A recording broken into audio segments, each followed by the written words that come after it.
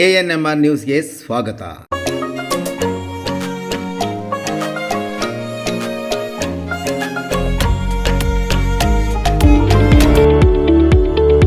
DE Preethi CBSE school Timmasandra Chintamani. ನಮ್ಮ ಶಾಲೆಯಲ್ಲಿ 2024-25ನೇ ಸಾಲಿನ pre school, LKG, UKG, grade 1 to grade 10 CBSE ಪಠ್ಯಕ್ರಮದ ದಾಖಲಾತಿ ಪ್ರಾರಂಭವಾಗಿದೆ.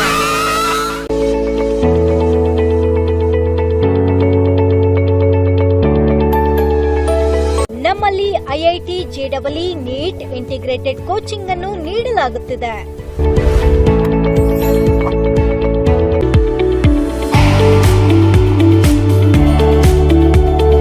ನಮ್ಮಲ್ಲಿ ಯೋಗ, ಕರಾಟೆ, ಡ್ಯಾನ್ಸ್ ಮುಂತಾದ ಕೋ-ಕರಿಕ್ಯುಲರ್, ಎಕ್ಸ್ಟ್ರಾ ಕರಿಕ್ಯುಲರ್ ಆಕ್ಟಿವಿಟೀಸ್ ತರಬೇತಿಯನ್ನು ನೀಡಲಾಗುತ್ತಿದೆ.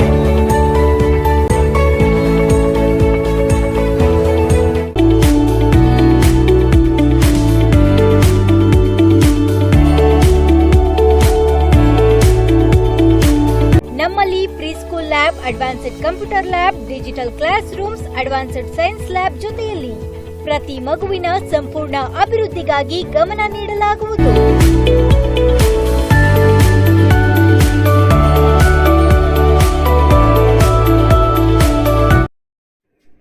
ಲೋಕಸಭೆ ಚುನಾವಣೆ ಬಳಿಕ ರಾಜ್ಯದಲ್ಲಿ ಕಾಂಗ್ರೆಸ್ ಪಕ್ಷ ಅಧಿಕಾರದಿಂದ ಪತನ.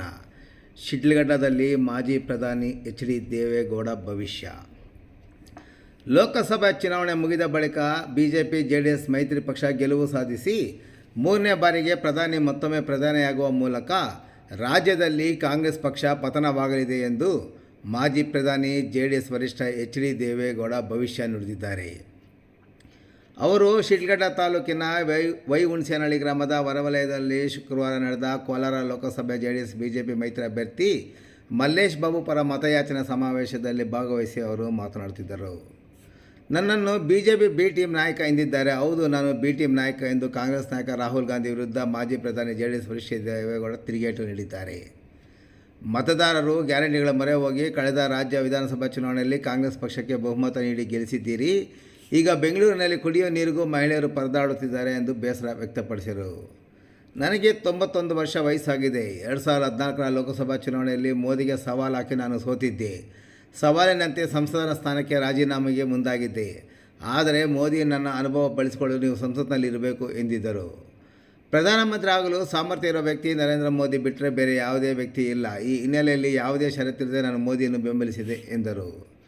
ಕೇವಲ 3 ರಾಜ್ಯಗಳಲ್ಲಿ ಅಧಿಕಾರದಲ್ಲಿರುವ ಕಾಂಗ್ರೆಸ್ ಕೇಂದ್ರ ಸರ್ಕಾರದ ಅಧಿಕಾರ ಹಿಡಿಯಲು ಸಾಧ್ಯವೇ ಎಂದು JDS ವರಿಷ್ಠ HD ದೇವೇಗೌಡ ಪ್ರಶ್ನಿಸಿದರು.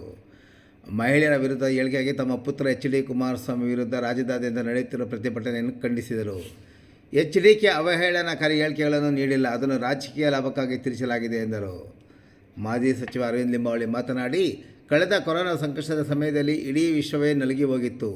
ತಿನ್ನಲು ಅನ್ನವೂ ಇರದೆ ಸಾಯುವ ಪರಿಸ್ಥಿತಿ ನಿರ್ಮಾಣವಾಗಿತ್ತು. ಆದರೆ ಭಾರತದಲ್ಲಿ ಮಾತ್ರ ಪ್ರಧಾನಮಂತ್ರಿ ನರೇಂದ್ರ ಮೋದಿ ಅವರ ಎಲ್ಲರಿಗೂ ಪಡಿತರ ನೀಡುವ ಮೂಲಕ ಹಸಿವು ನೀಗಿಸಿದ್ದಾರೆ.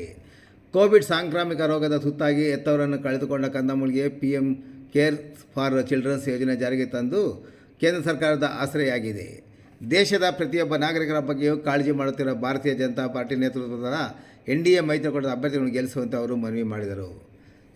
ಇನ್ನು ಈ ಸಂದರ್ಭದಲ್ಲಿ ಮಾಜಿ ಮುಖ್ಯಮಂತ್ರಿ ಸದಾನಂದ ಗೌಡ, ಕೋಲಾರ ಲೋಕಸಭಾ ಕ್ಷೇತ್ರದ ಸಂಸದರಾದ S ಮುನಿಸ್ವಾಮಿ, ಮಾಜಿ ಉಪಸಭಾಪತಿ ಹಾಗೂ ಚಿಂತಾಮಣಿ ವಿಧಾನಸಭಾ ಕ್ಷೇತ್ರದ ಮಾಜಿ ಶಾಸಕರಾದ JK ಕೃಷ್ಣಾರೆಡ್ಡಿ, ಮಾಜಿ ಸಚಿವ ಬಂಡೆಪ್ಪ ಕಾಶೆಂಪೂರ್, ಶಿಡ್ಲಘಟ್ಟ ವಿಧಾನಸಭಾ ಕ್ಷೇತ್ರದ JDS ಶಾಸಕ GN ರವಿಕುಮಾರ್, ಬಿಜೆಪಿ ಮುಖಂಡ ಸಿಕಲ್ ರಾಮಚಂದ್ರಗೌಡ ಸೇರಿದಂತೆ ಬಿಜೆಪಿ ಹಾಗೂ JDS ಪಕ್ಷದ ಹಲವಾರು ಮುಖಂಡರು, ಕಾರ್ಯಕರ್ತರು ಮತ್ತಿತರರು ಸಭೆಯಲ್ಲಿ ಉಪಸ್ಥಿತರಿದ್ದರು.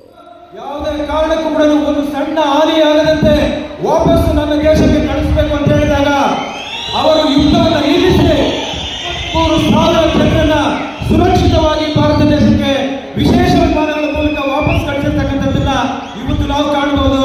ಅದಕ್ಕಾಗಿ 3ನೇ ಬಾರಿಗೆ ನರೇಂದ್ರ ಮೋದಿ ಅವರನ್ನ ಪ್ರಧಾನಮಂತ್ರಿಗಳಾಗಿ ಮಾಡಬೇಕಾಗಿದೆ. ಇವತ್ತು ದೇಶದ ಅಭಿವೃದ್ಧಿ ವಿಚಾರದಲ್ಲಿ ಸ್ವಾತಂತ್ರ್ಯ ಬಂದಾಗಲಿಂದ 91,000 ಕಿಲೋಮೀಟರ್ ರಾಷ್ಟ್ರೀಯ ಹೆದ್ದಾರಿಯನ್ನು ನಿರ್ಮಾಣ ಮಾಡಿರ್ತಕ್ಕಂಥದ್ದು. 2014ರಿಂದ 2024ರವರೆಗೆ 55,000 ರಾಷ್ಟ್ರೀಯ ಹೆದ್ದಾರಿ ನಿರ್ಮಾಣಗಳನ್ನು ಮಾಡಿರ್ತಕ್ಕಂಥ ಕೀರ್ತಿ ಈ ದೇಶದಲ್ಲಿ ಯಾರಾದರೂ ಇದ್ರೆ ನಮ್ಮ ನೆಚ್ಚಿನ ಪ್ರಧಾನಮಂತ್ರಿಗಳಾದಂತಹ ನರೇಂದ್ರ ಮೋದಿ ಅವರಿಗೆ ಅನ್ನುವಂಥದ್ದನ್ನ ನಾವೆಲ್ಲರೂ ಕೂಡ ಮನದಟ್ಟು ಮಾಡಿಕೊಳ್ಬೇಕಾಗಿದೆ. ಫಲಿತಾಂಶ ಬಂದ ತಕ್ಷಣ ಹೇಳಿದ್ರು 2022-23ನೇ ಸಾಲಿನಲ್ಲಿ ಪಾಸ್ ಆಗಿರ್ತಕ್ಕಂಥವ್ರಿಗೆ ಅಂತ ಹೇಳಿದ್ರು. ಬಹುಶಃ 2015ರಿಂದ ಪಾಸ್ ಆಗಿರ್ತಕ್ಕಂಥ ಆ ನೇತೃತ್ವದಲ್ಲಿ ಇಲ್ಲಿ ಎಲ್ಲ ನಾವೆಲ್ಲ ಒಟ್ಟಾಗಬೇಕು. NDA ಪರವಾಗಿ ನಾವು ನಮ್ಮ ಈ ಒಂದು ಚುನಾವಣೆಯನ್ನು ನಡೆಸಬೇಕು ಅಂತ ಹೇಳುವಂಥ ನಿಶ್ಚಯಗಳನ್ನು ಮಾಡಿದ್ವಿ. ಇದಕ್ಕಾಗಿ ದೇವೇಗೌಡರು ಮೊನ್ನೆ ಮೈಸೂರಿನ ಆ ಮೈದಾನದಿಂದ ನರೇಂದ್ರ ಮೋದಿಯವರ ಜೊತೆ ಸೇರಿಕೊಂಡು ಹೇಳಿದರು, ಬಂಧುಗಳೇ, ಇಂಥ ಇಡೀ ವಯಸ್ಸಿನಲ್ಲಿ ಕೂಡ ಕರ್ನಾಟಕ ರಾಜ್ಯದ ಹಿತದೃಷ್ಟಿಯಿಂದ, ದೇಶದ ಹಿತದೃಷ್ಟಿಯಿಂದ ನಾನು ಮುಂದಿನ ಚುನಾವಣೆ ಮುಗಿಯೋ ತನಕ ಇಡೀ ರಾಜ್ಯದಾದ್ಯಂತ ಓಡಾಟ ಮಾಡ್ತೇನೆ ಅಂತ ಹೇಳಿ ತನ್ನ ಆರೋಗ್ಯವನ್ನು ಕೂಡ ಲೆಕ್ಕಿಸದೆ ಇವತ್ತು ನಮ್ಮ ಮುಂದೆ ಬಂದು ನಿಂತಿದ್ದವರು ನೋಡಿದ್ರೆ ಒಬ್ಬ ದೇಶ ಪ್ರೇಮಿ, ಅದು ದೇವೇಗೌಡರಿಗಿಂತ ದೊಡ್ಡವರು ಬೇರೆ ಯಾರು ಇಲ್ಲ ಅಂತ ಹೇಳುವಂಥ ಮಾತನ್ನು ನಾನು ಈ ಸಂದರ್ಭದಲ್ಲಿ ಹೇಳಬೇಕಾಗಿದೆ. ಇದಕ್ಕಾಗಿ ದೇವೇಗೌಡರು ವಿನಂತಿ ಮಾಡಿಕೊಂಡರು, ರಾಜ್ಯದ ಜನತೆಯಲ್ಲಿ ವಿನಂತಿ ಮಾಡಿಕೊಂಡರು, ದೇಶದ ಜನತೆಯಲ್ಲಿ ವಿನಂತಿ ಮಾಡಿದರು, ನಾವು ಒಟ್ಟಾಗಿ ಒಂದಾಗಿ ನಾವು ನಮ್ಮ ಪ್ರಯತ್ನಗಳನ್ನು ಮುಂದುವರಿಸೋಣ. ಈ ರಾಜ್ಯದಲ್ಲಿ ಕಾಂಗ್ರೆಸ್ನ ಇವತ್ತಿನ ಸಿದ್ದರಾಮಯ್ಯ, DK ಶಿವಕುಮಾರ್ನ ಆ ಜಂಟಿ ಕಾರ್ಯಾಚರಣೆ ಸಾಮಾನ್ಯ ಜನರ ಆ ಒಂದು ಜೀವನಕ್ಕೆ ಮಾರಕವಾಗುವಂಥ ರೀತಿಯಲ್ಲಿ ಇವತ್ತು ನಡೀತಾ ಇರುವಂಥದ್ದಕ್ಕೆ ಇತಿಶ್ರೀ ಆಗಬೇಕು. ಇದಕ್ಕೆ ದೊಡ್ಡ ಸಂದೇಶವನ್ನು ಕಳಿಸಬೇಕು ಅಂತ ಹೇಳಿ ನಿಶ್ಚಯ ಗೊತ್ತಿದೆ. DK ಶಿವಕುಮಾರ್ ಗೊತ್ತಿದೆ, ಸಿದ್ದರಾಮಯ್ಯ ಗೊತ್ತಿದೆ. ಈ ಬಾರಿಯ ಚುನಾವಣೆ ಭಾರತೀಯ ಜನತಾ ಪಾರ್ಟಿ ಸಂಪೂರ್ಣವಾಗಿ ಕರ್ನಾಟಕದಲ್ಲಿ ಮೇಲುಗೈ ಸಾಧಿಸ್ತದೆ. ಅದು ಸಾಧಿಸಿದ ಮೇಲೆ ನಮ್ಮ ಕುರ್ಚಿ ಕೂಡ ಅಲ್ಲಿಗೆ ಅದರ ಅಧ್ಯಾಯ ಮುಗಿಯುತ್ತದೆ ಅಂತ ಹೇಳುವಂಥದ್ದು ಈ ರಾಜ್ಯದಲ್ಲಿರುವಂಥ ಮುಖ್ಯಮಂತ್ರಿ, ಉಪಮುಖ್ಯಮಂತ್ರಿಗಳಿಗೆ ಗೊತ್ತಿದೆ. ನಾವು ನಮ್ಮ ಮಕ್ಕಳ ಭವಿಷ್ಯಕ್ಕಾಗಿ, ದೇಶದ ಹಿತದೃಷ್ಟಿಯಿಂದ, ಒಬ್ಬ ದೇಶಕ್ಕಾಗಿ 24 ಹಿಡಿಯುವಂಥ ಒಬ್ಬ ಪ್ರಧಾನಮಂತ್ರಿ ಮತ್ತೆ ಈ ದೇಶದ ಆಡಳಿತ ಚುಕ್ಕಾಣಿ ಹಿಡಿಬೇಕು.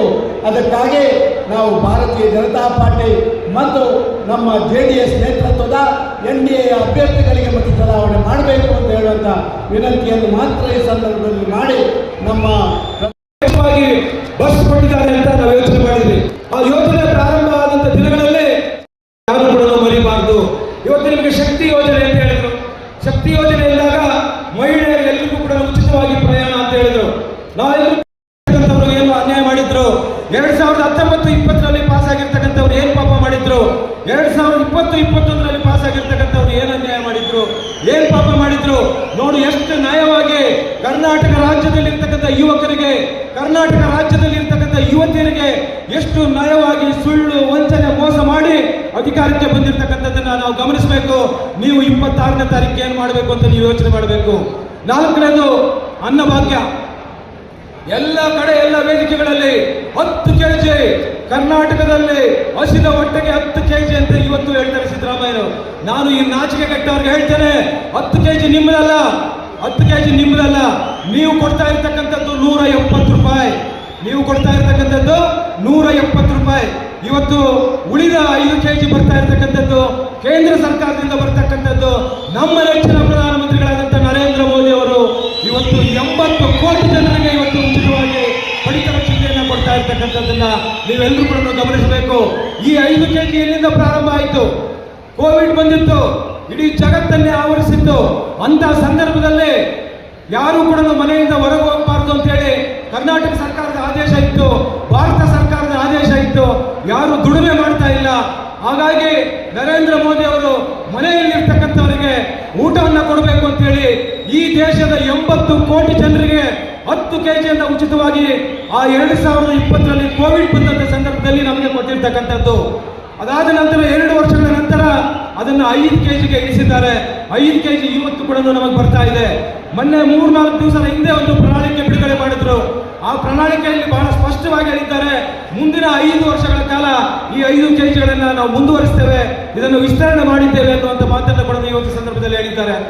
ಇವತ್ತು ನೀವು 26ನೇ ತಾರೀಕು ಅಲ್ಲಿ ಕೂಡ ನಮಗೆ 10 kg ಅಂತೇಳಿ ಮುಖ್ಯಮಂತ್ರಿಗಳಾಗಲಿ ಉಪಮುಖ್ಯಮಂತ್ರಿಗಳಾಗಲಿ ಮಾಡದಿರುವಂಥದ್ದು ದುರ್ದೈವ ಅಂತ ನಾನು ಭಾವಿಸ್ತಾ ಇದ್ದೇನೆ. 10 ತಿಂಗಳ ಹಿಂದೆ ರಾಜ್ಯದಲ್ಲಿ ಅಧಿಕಾರಕ್ಕೆ ಬಂದಂಥ ಸಿದ್ದರಾಮಯ್ಯ ಮತ್ತು DK ಶಿವಕುಮಾರ್ ಅಧಿಕಾರದ ಅಮಲಿನಲ್ಲಿ ಮೈಮರೆತಿರುವಂಥದ್ದು ನಾವು ಕಂಡಿದ್ದೇವೆ. ಒಂದು ರೀತಿಯಲ್ಲಿ ರಾಜ್ಯದ ಖಜಾನೆಯನ್ನು ಲೂಟಿ ಹೊಡೆಯುವಂಥ, ಕೊಳ್ಳೆ ಹೊಡೆಯುವಂಥ ಕೆಲಸ ಕಾರ್ಯಗಳನ್ನು ಮಾಡ್ತಾ ಇದ್ದಾರೆ. ಇದಕ್ಕಾಗಿ ಸನ್ಮಾನ್ಯ ದೇವೇಗೌಡರು ನಿಶ್ಚಯ ಮಾಡಿದರು, ಈ ದೇಶದಲ್ಲಿ ಸುಮಾರು 60 ವರ್ಷಗಳ ಕಾಲ ದೇಶದ ಖಜಾನೆಯನ್ನು ಕೊಳ್ಳೆ ಹೊಡೆದಂಥವರು ಈಗ ಕರ್ನಾಟಕ ರಾಜ್ಯದ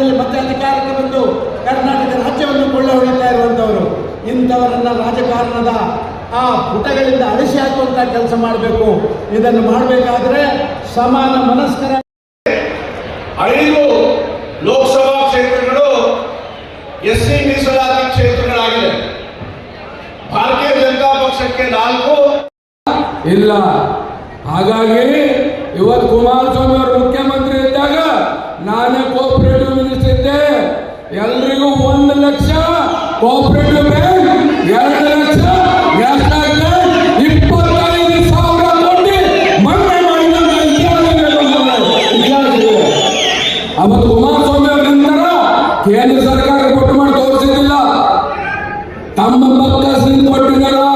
ಇವತ್ತು ನಿಮಗೇನಾಗಿದೆ ಬಂಧುಗಳೇ? ಇವತ್ತು ಈ ಕಾಂಗ್ರೆಸ್ ಸರ್ಕಾರ ದಿವಾಳಿ ಹೋಗಿದೆ, ದಿವಾಳಿ. ಇವರ ಹತ್ರ ದುಡ್ಡೇ ಇಲ್ಲ, ಬರೀ ಮಾತುಗಳಿದಾವ.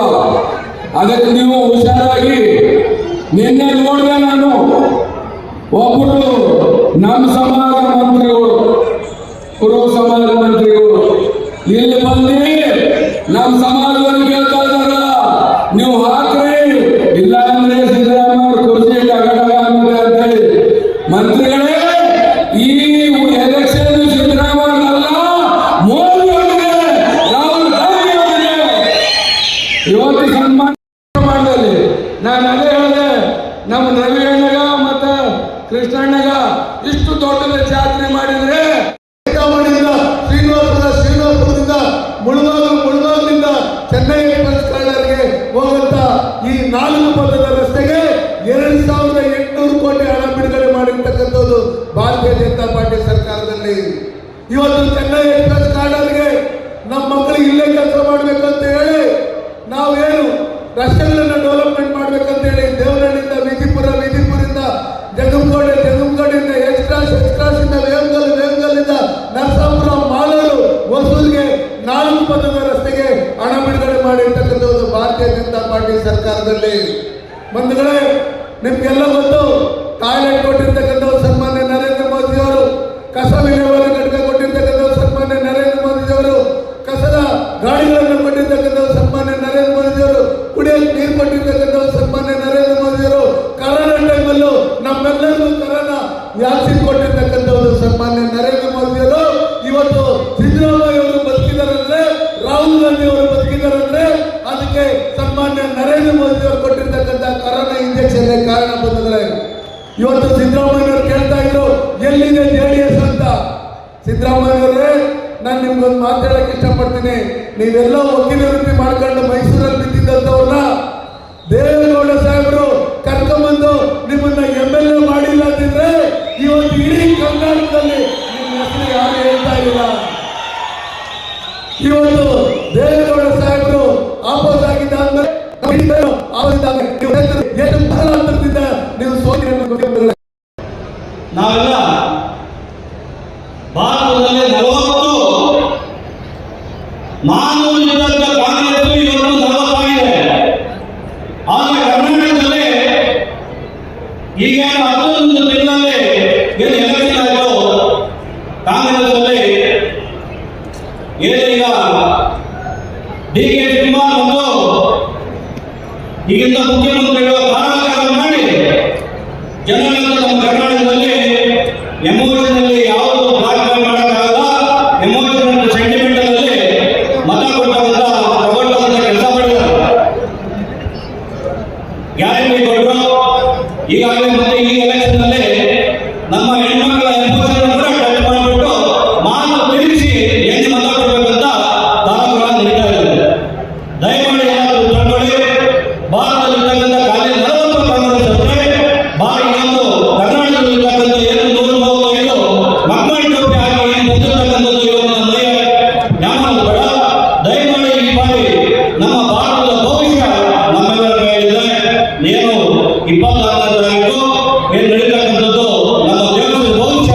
ದಯಮಾಡಿ ಮನೆಯವರು ಏನು ಇವತ್ತು ಯಾವ ಚಿಹ್ನೆಗೆ ನಾವು ಮತ ಕೊಡಬೇಕು ಅಂತಕ್ಕಂಥ ತೀರ್ಮಾನ ಆಗಿದೆ. ಯಾರು ಮನೆಯಲ್ಲಿ ಕೂತು ಎಲ್ಲರೂ ಮತ ಮಾಡಿ ಬೆಂಬಲಿಸಿ ಗೆಲ್ಲಿಸಬೇಕಂತ ಇವತ್ತು ನಿರ್ಮಾಣ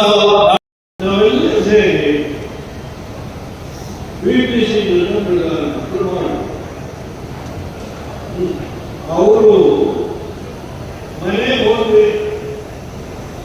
ಚಂದ್ರಬಾಬು ನಾಯ್ಡು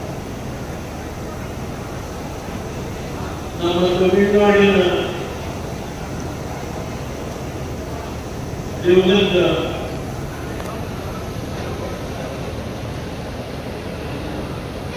ಬಾರನ್ ಮರಸೋರಿ ಬಾರನ್ ಹೋಗಿ ಹೊರಗಡೆ ಲಾಭದಲ್ಲಿ ಟೀ ಕೊಟ್ಟು ಹಿಂದೆಡೆ ಭಾಗದಲ್ಲಿ ಹೊರಟೋಗಿ 4 ಗಂಟೆ ಟೀ ಕೊಡುವಾಗಲೇ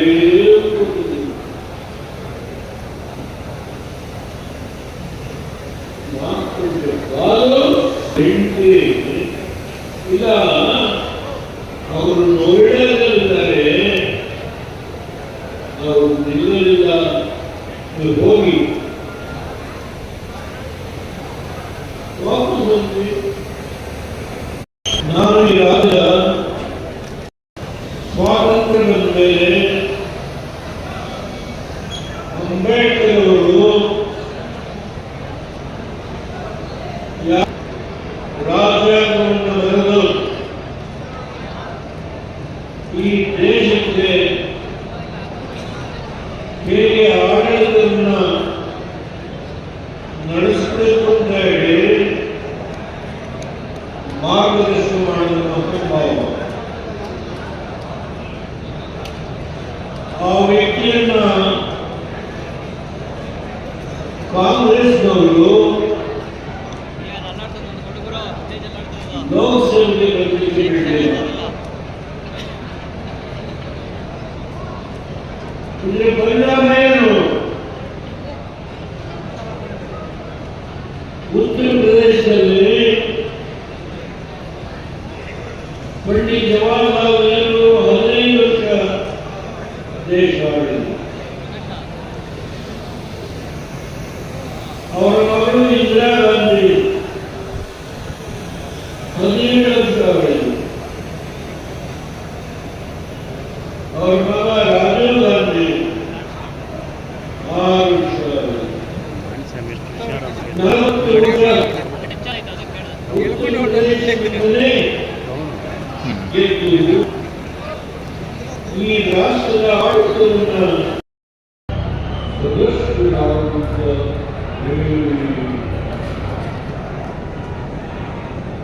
ಈ ದೇಶದಲ್ಲಿ ಕಾಂಗ್ರೆಸ್ ಕರ್ನಾಟಕ, ತೆಲಂಗಾಣ, ಹಿಮಾಚಲ ಪ್ರದೇಶ ಲೋಕಸಭೆಯಲ್ಲಿ ಕಳೆದ 10 ವರ್ಷದಲ್ಲಿ ವಿರೋಧ ಪಕ್ಷದ ನಾಯಕರಾಗುವ ಮಟ್ಟಕ್ಕೆ ಸ್ಥಾನಗಳನ್ನು ಗೆಲ್ಲಲಿಕ್ಕೆ ಆಗಲಿಲ್ಲ. ಎಷ್ಟು ಸ್ಥಾನ? 55.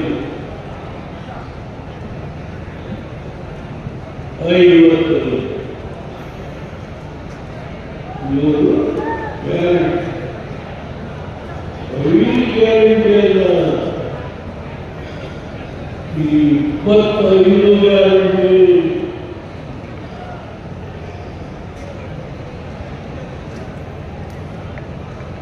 ಜನ 5 ಗ್ಯಾರಂಟಿಗೆ ಮುಂದೆ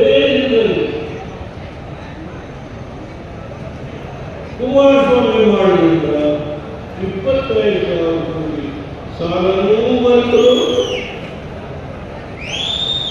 ಅವರ ಪಂಚರತ್ನ ಕಾರ್ಯಕ್ರಮವೂ ಬಂತು, ಜಲಧಾರೆ ಕಾರ್ಯಕ್ರಮವೂ ಬಂತು.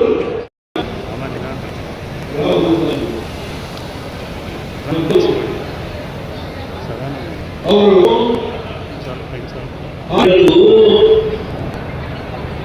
Deve Gowda is defeating your baby.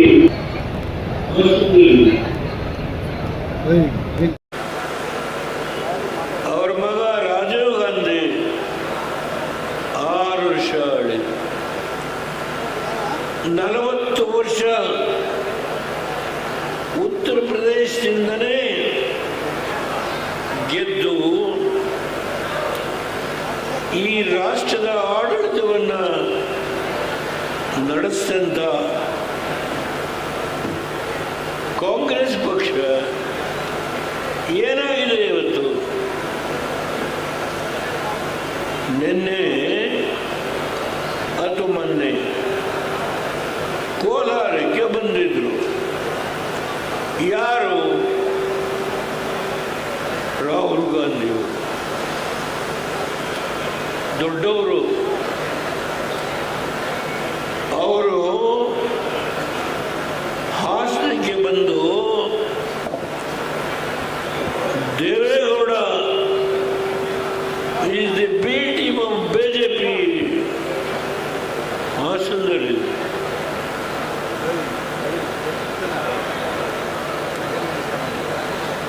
ಯಾವ ದೇವೇಗೌಡ ನಿಮ್ಮ ಮನಸ್ಸಲ್ಲಿ ಅಂದ್ರೆ 2024 ಲೋಕಸಭಾ ಚುನಾವಣೆ ಆದ ಕೆಲವೇ ತಿಂಗಳಲ್ಲಿ ಈ ರಾಜ್ಯದಲ್ಲಿ ಈ ಇರ್ತಕ್ಕಂಥ ಸರ್ಕಾರ ಇರೋದಿಲ್ಲ.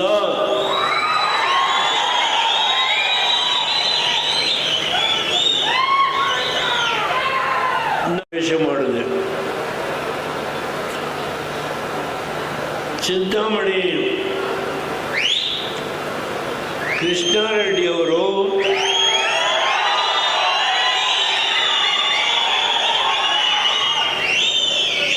JDS ನಾಯಕ ರವಿ, ನೀನು, ನಮ್ಮ MP ಇವೆಲ್ಲ ಸೇರಿ ನಾರಾಯಣ ಸ್ವಾಮಿ, ನಾನೆಲ್ಲ ಹೆಸರು ಹೇಳಲಿಲ್ಲ. ನಿಮ್ಮಲ್ಲಿ ಕ್ಷಮೆ ಕೇಳ್ತಾನೆ.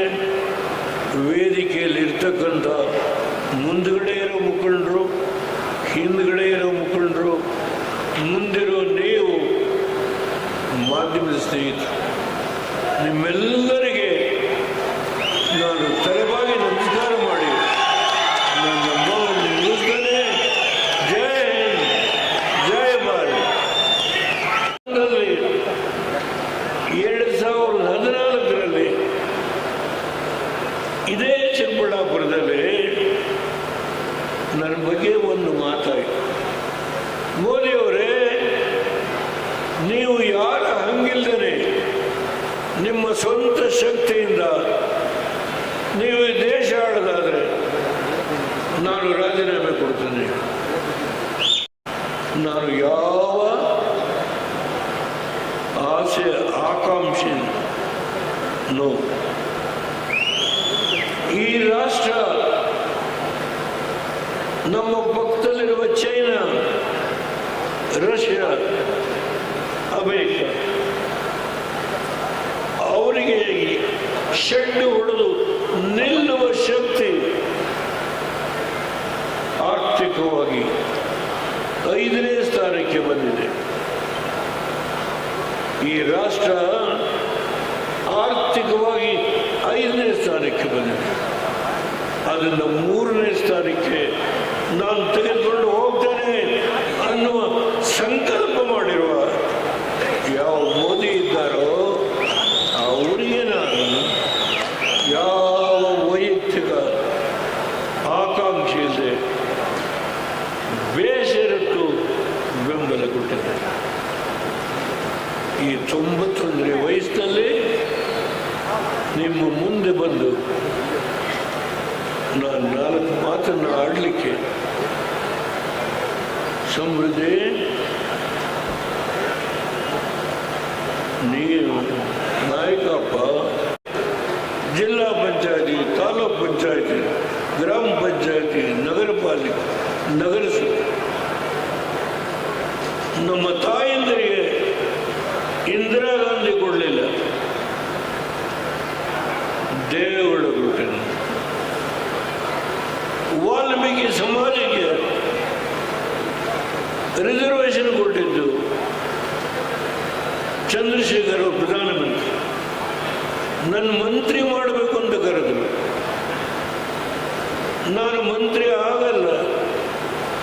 ವಾಲ್ಮೀಕಿ ಸಮಾಜನ ಇವತ್ತು ಪರಿಶಿಷ್ಟ ಸಮಾಜಕ್ಕೆ ತನ್ನಿ, ಆ ಸಮುದಾಯಕ್ಕೆ ಇಲ್ಲಿ ಈ ಕ್ಷೇತ್ರದಲ್ಲಿ ಬಹಳ ಜನ ವಾಲ್ಮೀಕಿ ಸಮಾಜದವರಿದೆ, ಮುಸಲ್ಮಾನ್ ಬಂಧುಗಳಿದೆ. ಯಾರಿಗೆ ಅನ್ಯಾಯ ಮಾಡಿ? ಹೆಣ್ಣು ಮಕ್ಕಳು. ಈಗ ನರೇಂದ್ರ ಮೋದಿಯವರು ಲೋಕಸಭೆ ವಿಧಾನಸಭೆಗೆ ನಿಲ್ಲುವ ತಿದ್ದುಪಡಿಯನ್ನ ಈ ರಾಷ್ಟ್ರದ ಗೃಹ ಮಂತ್ರಿ ಶಾ ಮಂಡನೆ ಮಾಡಿ ಇರುವ 28 ಕ್ಷೇತ್ರದಲ್ಲಿ ಪ್ರವಾಸ ಮಾಡಬೇಕು ಅನ್ನುವ ನಿರ್ಧಾರ ಮಾಡಿದ್ದೇನೆ. 2 ಹಂತದಲ್ಲಿ ಚುನಾವಣೆ ಆಗುತ್ತೆ. ಒಂದು 26ನೇ ತಾರೀಕು, ಇನ್ನೊಂದು ಮೇ 7ನೇ ತಾರೀಕು. ಇಲ್ಲಿ ನಡೆದಿರ್ತಕ್ಕಂಥ ಮಹಾಜನತೆ ನಿಮಗೆ ಸಾಕಷ್ಟು ರಾಜಕೀಯ ಅನುಭವ ಇದೆ. ನಾನು ಒಬ್ಬ ಸಾಮಾನ್ಯ ರೈತನ ಮಗನಾಗಿ ಮಾತನಾಡ್ತೇನೆ. ಈ ರಾಷ್ಟ್ರದಲ್ಲಿ ಸ್ವಾತಂತ್ರ್ಯ ಬಂದ ಮೇಲೆ ಅಂಬೇಡ್ಕರ್ ಅವರು ಯಾವ ಸಂವಿಧಾನ ರಾಜ್ಯಾಂಗವನ್ನು ಬರೆದು ಈ ದೇಶಕ್ಕೆ ಹೇಗೆ ಆಡಳಿತವನ್ನು ನಡೆಸಬೇಕು ಅಂತ ಹೇಳಿ ಮಾರ್ಗದರ್ಶನ ಮಾಡಿದ ಮಹಾನುಭಾವ. ಆ ವ್ಯಕ್ತಿಯನ್ನ ಕಾಂಗ್ರೆಸ್ನವರು ಲೋಕಸಭೆಗೆ ಬರಲಿಕ್ಕೆ ಬಿಡಲಿಲ್ಲ. ಇದರ ಪರಿಣಾಮ ಏನು? ಉತ್ತರ ಪ್ರದೇಶದಲ್ಲಿ ಪಂಡಿತ್ ಜವಾಹರ್ಲಾಲ್ ನೆಹರು ಅವರು 15 ವರ್ಷ ದೇಶ ಆಳಿದರು. ಅವರ ಮಗಳು ಇಂದಿರಾ ಗಾಂಧಿ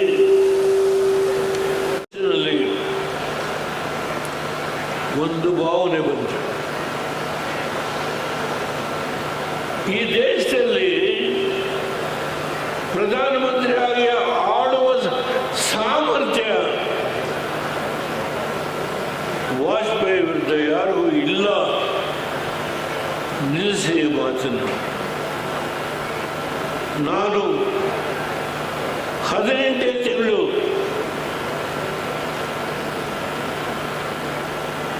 ಆಗ ನಾನು 5 ವರ್ಷ ಕರ್ನಾಟಕದಲ್ಲಿ ರಾಜ್ಯವನ್ನು ಆಳಬೇಕು ಅನ್ನೋ ಒಂದು ಮನಸ್ಸಿನ ಸಂಕಲ್ಪ. ಆದರೆ ಒಂದು ದೇಶದ ದೃಷ್ಟಿಯಿಂದ ಈ ಹೊಣೆಯನ್ನು ಹೊರತೇನೆ. ವಾಜಪೇಯಿ ವಿರುದ್ಧ ಯಾರು ನಿಲ್ಲುವ ಸಾಮರ್ಥ್ಯ ಇಲ್ಲ. ಈ ಮಾತನ್ನು ವಾಪಸ್ ತಗೊಳ್ಳಿ, ಜವಾಬ್ದಾರಿ ತಗೊಂಡು